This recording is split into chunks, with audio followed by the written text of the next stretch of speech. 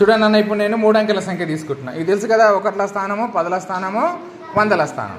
ఇప్పుడు నేను 3 అంకెల సంఖ్య ఏం తీసుకున్నానన్న, 243. అదే నెంబర్ విస్తరణ రూపం మనం రాయాలి కాబట్టి ఇక్కడ రాసినాం.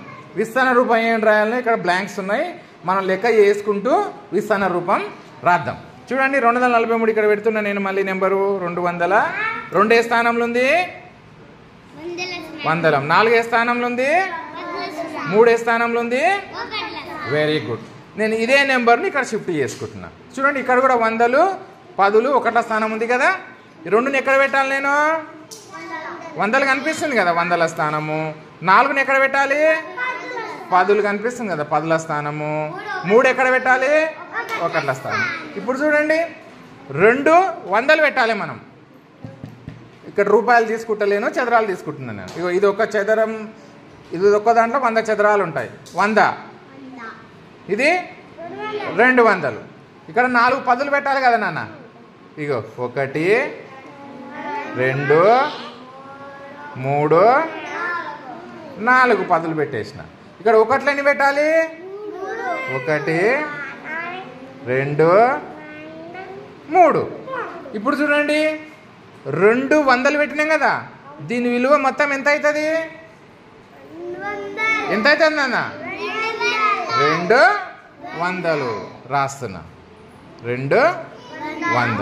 ఇప్పుడు 4 10లు ఉన్నాయి కదా, దీని విలువ మొత్తం ఎంత అవుతుంది, దాన్నే స్థాన విలువ అంటాం, 40. ఇక్కడ 3 1లు ఉన్నాయి కదా, దాని విలువ ఎంత అవుతుంది, 3 ఇక్కడ రాస్తున్నా. చూడండి ఇక్కడ వచ్చేసింది. 2 ఏ స్థానంలో ఉంది, 100ల స్థానంలో ఉంది కాబట్టి 200 రాసినాము. 4 10ల స్థానంలో ఉంది కాబట్టి ఎంత వచ్చింది, 10. 3 1ల స్థానం ఉంది కాబట్టి 3.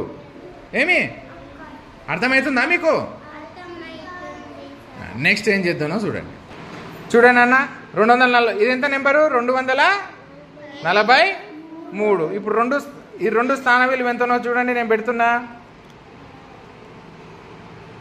2 స్థాన విలువ 200, 4 స్థాన విలువ 40, 3 స్థాన విలువ 3. ఇట్లా పెట్టుకోవచ్చు మనం. 243.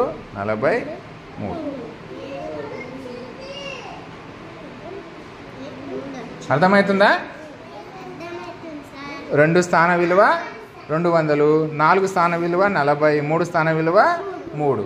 మళ్ళీ ఇవి దగ్గరికి కలిపేస్తే మన విస్తర రూపం పోయి నెంబర్ వచ్చేస్తుంది.